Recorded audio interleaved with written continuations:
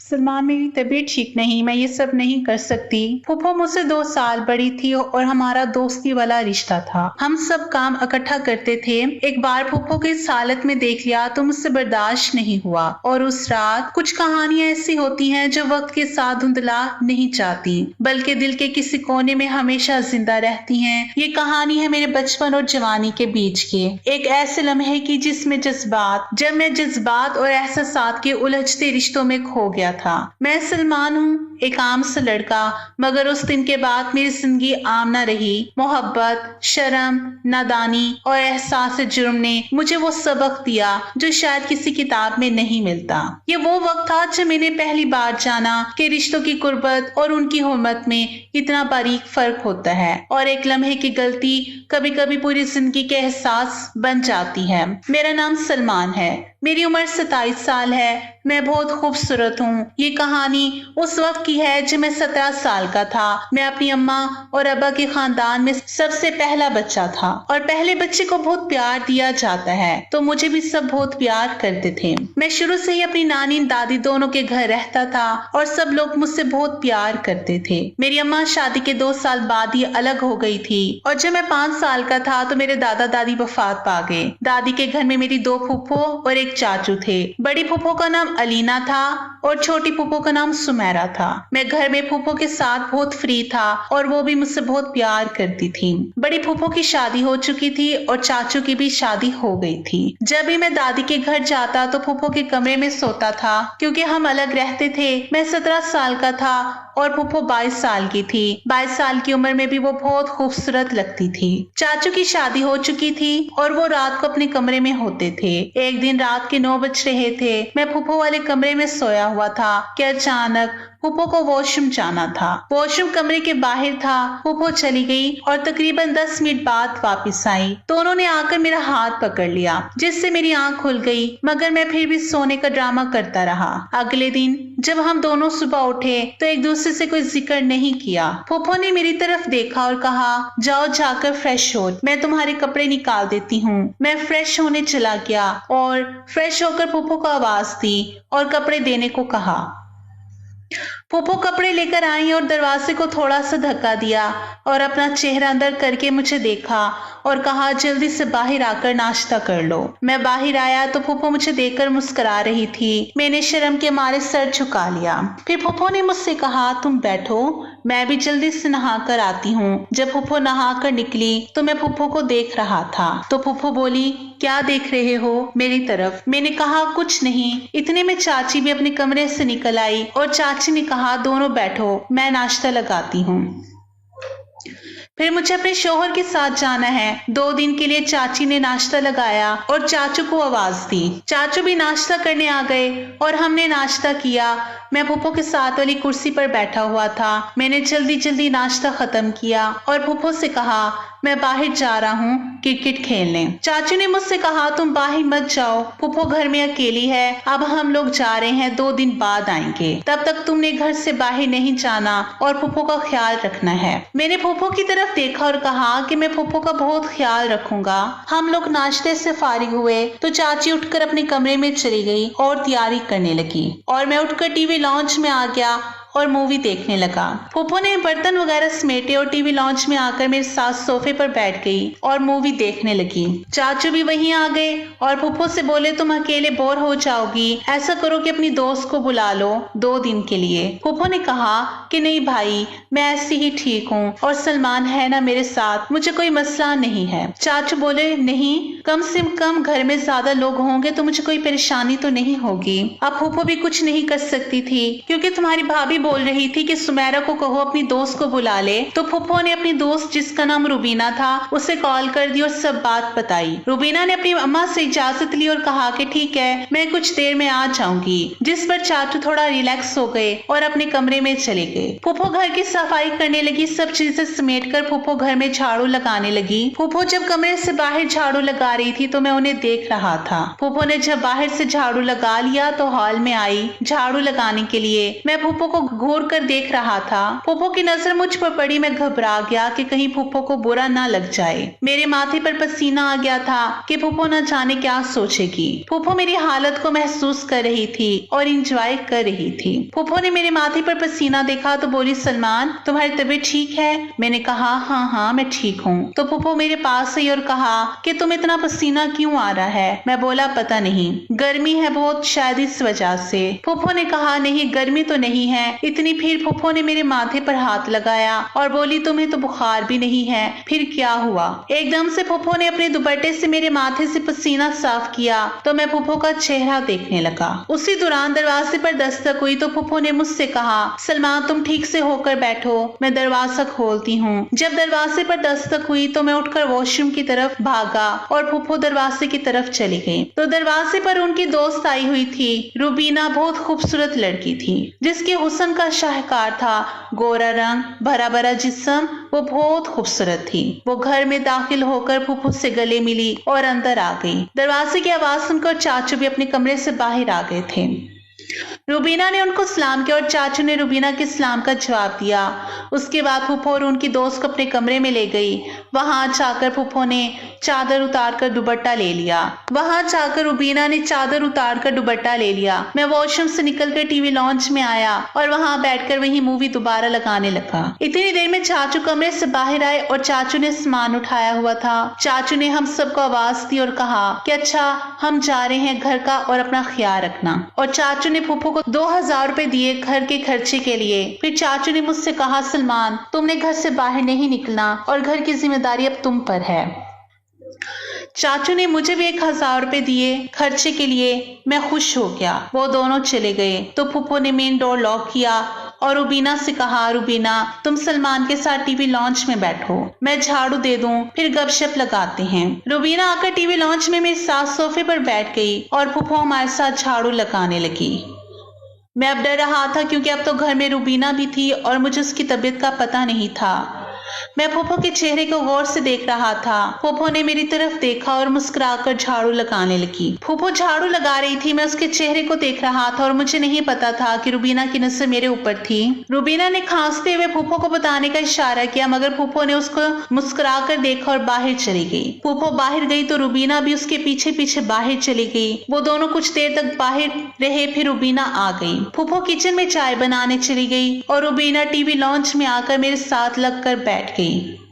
पता नहीं फूफो और उसके दरमियान क्या बात हुई थी कि वो मेरे साथ इतना करीब होकर बैठ गई थी। रूबीना मूवी भी देख रही थी और मेरे साथ लगकर बैठी थी। मूवी देखते देखते मूवी में एक रोमांटिक सीन आया। मैंने वो सीन देखा और रूबीना मेरे साथ बैठी हुई थी। मैं रिमोट ढूंढने लगा और रिमोट उठाकर मैं चैनल बदलने लगा कि रूबीना की आवाज आई, अरे ये चैनल क्यों बदल रहे हो? मैं बोला दूसरी मूवी देखते हैं। वो बोली क्यों, इसमें क्या है? मैंने कहा कुछ नहीं और मैं कमरे से बाहर आ गया। मैं अपने रूम में चला गया। फूफो ने मुझे कमरे में जाते हुए देख लिया था। जब वो चाय वगैरह बनाकर फारिग हुई तो उन्होंने मुझे किचन से ही आवाज लगाई और कहा, सलमान आ जाओ चाय पी लो। मैंने कहा आता हूँ 5 मिनट में। फूफो चाय टीवी लॉन्च में ले गई। मैं जब टीवी लॉन्च में जाने लगा तो फूफो रूबीना के साथ बातें कर रही थी।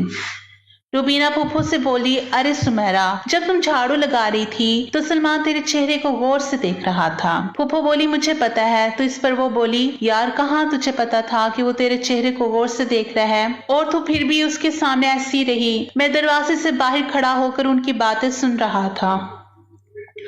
फूफो की बातें सुनकर मैं बहुत हैरान हुआ कि मेरी फूफो कितने अरसे से मेरी दीवानी है। फूफो की बातें सुनकर मैं बिल्कुल सीधा खड़ा हो गया। इतनी देर में मुझे पता ही नहीं चला कि फूफो एकदम से कमरे से बाहर निकली। शायद वो मुझे बुलाने के लिए निकली थी। फूफो मुझे बाहर देकर एकदम से घबरा गई। 1 मिनट के लिए फूफो सोच में गुम हो गई। वो समझ गई थी कि मैंने उनकी बातें सुन ली है। मैंने घबराते हुए कहा, फूफो मैं आ रहा था, आप क्यों आई? फूफो ने कहा, मैं तुम्हें बुलाने आई थी, तुम्हारी चाय ठंडी हो रही है। मैं फूफो के साथ कमरे में दाखिल हुआ और फूफो ने मुझे सोफे पर बिठाया और मेरे साथ बैठ गई। अब की बार रूबीना भी मेरी तरफ देख रही थी। उसकी नजर भी मेरे चेहरे पर थी। शायद वो भी ख्यालों में मेरे बारे में ही सोच रही थी। रूबीना बोली, सुमेरा सलमान तो बहुत बड़ा हो गया है। फूफो ने कहा, हाँ बहुत बड़ा हो गया है, ये तो मेरी जान है। मैं आराम से चाय पीता रहा। चाय पीकर मैं अपने कमरे में आ गया और बिस्तर पर लेट गया। वहां पर रूबीना के कपड़े एक शॉपर में पड़े हुए थे। मैंने शॉपर को थोड़ा सा खोल कर देखा और मुझे एक चीज नजर आई। वो मैंने उठाकर अपनी जेब में डाली और कमरे से बाहर निकल आया।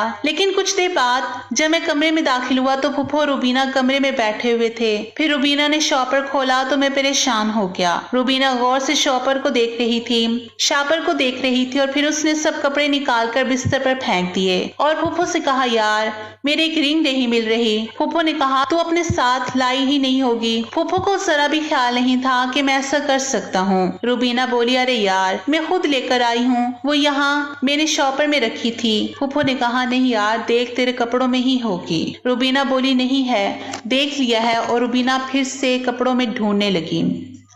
मैं डरा हुआ था। मैं रुबीना की तरफ देख रहा था और मुझे नहीं पता था कि फूफो मेरी तरफ देख रही हैं। मैंने उसकी तरफ देखते हुए अपनी जेब पर हाथ रखा और उसकी रिंग जेब के अंदर महसूस करने लगा। मेरी यह हरकत फूफो ने नोट कर ली। अभी वो कुछ कहने ही लगी थी कि रुबीना के मोबाइल पर बेल बजी। रुबीना ने मोबाइल देखा तो उसके घर से कॉल आ रही थी। रुबीना को घर से खबर मिली कि उसके रिश्तेदारों में किसी की डेथ हो गई है और सबको वहां जाना है। वो परेशान हो गई और अपने घर वालों को कहा, ठीक है मैं आ रही हूँ। ये कहकर कॉल बंद कर दी। रुबीना ने फूफो की तरफ देखा तो फूफो ने कहा, कोई बात नहीं, तू चली जा। कुछ देर बाद दरवाजे पर दस्तक हुई। मैंने दरवाजा खोला तो रुबीना का भाई आया हुआ था उसे लेने के लिए। रुबीना अपने भाई के साथ चली गई और उसकी रिंग मेरी जेब में ही रह गई। फिर मैं दरवाजा लॉक करके आया तो फूफो ने मुझसे कहा, सलमान जब तुम कमरे में आए थे तो रुबीना का शॉपर कहाँ पड़ा हुआ था? मैंने कहा, यही बिस्तर पर पड़ा हुआ था। क्यों, क्या हुआ? फूफो ने कहा, हाँ वो उसकी गोल्ड की रिंग नहीं मिल रही थी। फिर मैंने कहा, ये गोल्ड क्या होता है? शरारती अंदाज में कहा। फूफो मुस्कुरा पड़ी और बोली, बताती हूँ। मैं कमरे के दरवाजे के पास खड़ा था। फूफो मेरी तरफ आने लगी। मैं समझा था कि फूफो कमरे से बाहर जा रही है। फूफो दरवाजे की तरफ गई और एकदम से वो हरकत की जिसकी मुझे ख्वाब और ख्याल में भी तवक्को नहीं थी। फूफो ने एकदम से मेरी जेब में हाथ डाला और उसकी रिंग निकाल कर मुझे दी और बोली, ये होती है गोल्ड की रिंग। फूफो ने अचानक ये काम कर दिया था जिसकी वजह से मैं एकदम डर गया और पीछे हो गया। फूफो ने मुझे गुस्से से कहा, तो तुमने ये रिंग चोरी की थी रुबीना के शॉपर से? मैं खामोश रहा क्योंकि मैं तो डर से कांप रहा था। फूफो ने कहा, ये तुम्हारी जेब में क्या कर रही थी? मैं बोला, वो फूफो मैं माफी चाहता हूँ। फूफो ने कहा, क्या माफी? क्या तुम समझते हो कि तुम्हारी यह हरकत माफी से खत्म हो सकती है? मैं तुम पर कितना इत्मीनान करती हूँ। मैं बोला, फूफो मुझे माफ कर दे, मैं आइंदा ऐसा नहीं करूंगा। फूफो ने रंगे हाथों पकड़ लिया था और बोल रही थी, सलमान तुम ऐसी हरकत कैसे कर सकते हो? मैंने कहा, फूफो मुझे माफ कर दे। फूफो मेरे करीब आई और मेरा चेहरा ऊपर करके मुझसे बोले, सलमान तुम्हें ऐसी क्या जरूरत पड़ गई कि तुमने ऐसी हरकत की? मैं खामोश रहा और फूफो गुस्से में बाहर चली गई। मैं वही कमरे में ही खड़ा रहा अपनी जगह पर। मैं बहुत शर्मिंदा था। मुझ में हिम्मत नहीं हो रही थी कि जाकर फूफो से बात करूं। मैं जाकर कमरे में बैठ गया। कुछ देर बाद मैंने फैसला किया कि मैं जाकर फूफो से बात करूंगा और उनसे माफी मांगूंगा। मैं कमरे से बाहर निकला तो देखा फूफो किचन में थी। मैं किचन में गया। मेरे कदमों की आहट से फूफो ने एक नजर मोड़कर मेरी तरफ देखा और फिर अपने काम में लग गई। मैं जाकर फूफो के पास खड़ा हो गया लेकिन फूफो ने मुझ पर नजर ना डाली और मैं फिर भी सर झुकाए खड़ा रहा। मैंने हिम्मत करके फूफो का एक हाथ पकड़ लिया लेकिन मुंह से कुछ ना बोला। फूफो ने मेरी तरफ देखे बगैर ही मेरे हाथ को झटक दिया और मेरा हाथ पीछे कर दिया। अभी तक हम दोनों के दरमियान कोई बातचीत नहीं हुई कि फूफो ने जब मेरा हाथ झटक दिया तो मेरी आंखों में आंसू आ गए क्योंकि मैं फूफो को नाराज नहीं करना चाहता था। मैं फूफो की बहुत इज्जत करता था। मैंने एक बार फिर से फूफो का हाथ पकड़ा और फूफो ने फिर मेरे हाथ से अपना हाथ छुड़ा लिया। मैं एकदम नीचे बैठकर फूफो के पांव पकड़ लिए और कहा, प्लीज मुझे माफ कर दो, मुझसे नाराज ना हो। लेकिन फूफो ने पीछे कर दिया। वो सच में मुझसे नाराज हो रही थी क्योंकि वो सोचने लगी थी कि रुबीना मुझे अच्छी लगती है, इसलिए मैंने उसकी रिंग चोरी की। मुझे रोना आ गया और मैं रो पड़ा। फूफो ने मेरी तरफ देखा और मुझे नरम लहजे में कहा, सलमान यहाँ गर्मी है, तुम रूम में जाकर बैठो, मैं आती हूँ, वही बात करेंगे। लेकिन फूफो के लहजे से साफ पता लग रहा था कि वो गुस्से में हैं और मुझसे नाराज हैं। मेरी आंखों में अभी भी आंसू थे। मैं खामोशी से किचन से बाहर निकलने लगा। फूफो मुड़कर मेरी तरफ ही देख रही थी। मैं रूम की तरफ जाने के बजाय मैं डोर की तरफ जाने लगा। फूफो ने मुझे पीछे से आवाज दी और बोली, सलमान कहाँ जा रहे हो? लेकिन मैंने पीछे मुड़कर ना देखा और ना ही फूफो की बात का कोई जवाब दिया।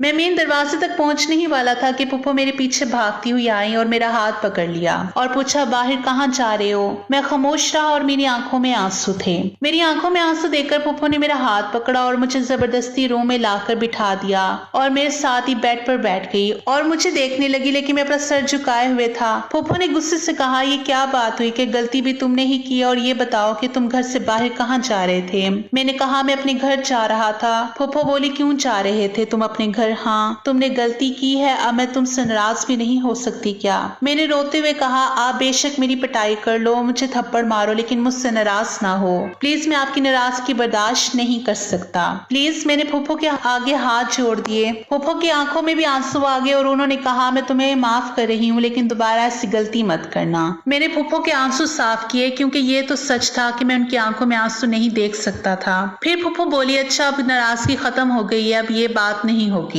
ऐसे रवैया करना है जैसे कुछ हुआ ही नहीं। फिर फूफो बोली, अच्छा, थोड़ा सा काम रह गया है, मैं काम खत्म करके आती हूँ। फूफो रूम से आई तो मैं भी उनके पीछे पीछे आया और फूफो का हाथ पकड़ लिया और उनके साथ ही किचन में आ गया। किचन में आकर फूफो आटा गूंदने की तैयारी करने लगी। फर्श पर बैठकर आटा गूंदने लगी। आटा गूंदते हुए फूफो के बाल उनके चेहरे पर आने लगे। फूफो अपने हाथ की पुष्ट से बाल पीछे कर रही थी, क्योंकि उनके हाथ पर आटा लगा हुआ था।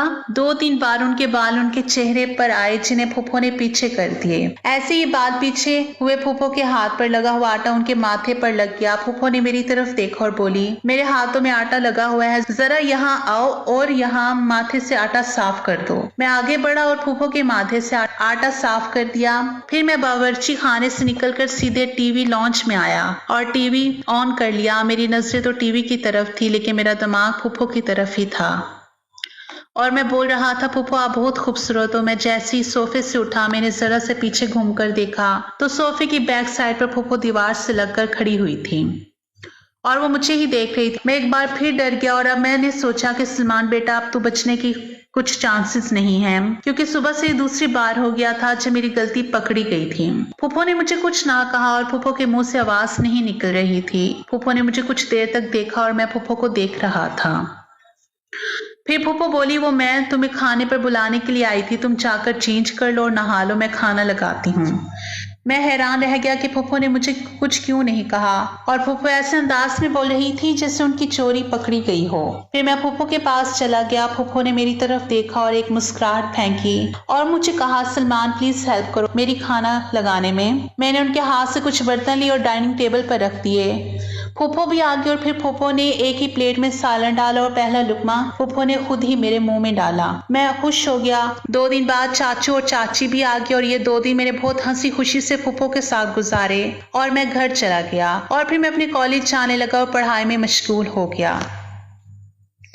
नाज़िन, जिंदगी के कई बरस गुजर गए, लेकिन उस दिन की याद आज भी मेरे दिल में नक्श है। मैंने सीखा कि नदामत इंसान को तोड़ती नहीं बल्कि बदल देती है। मैं आज भी अपनी फूफो की आंखों में वो दर्द याद करता हूँ जो मेरी एक नादानी ने उन्हें दिया था। शायद उस दिन अगर मैं खामोश ना रहता, अगर मैं सच बोल देता तो सब कुछ मुख्तलिफ होता, लेकिन वक्त कभी पलट कर नहीं आता, सिर्फ एहसास छोड़ जाता है। और मैं आज भी यही सोचता हूँ कि कुछ रिश्ते दुआ बनकर मिलते हैं और कुछ गलतियां हमेशा के लिए सबक बन जाती हैं।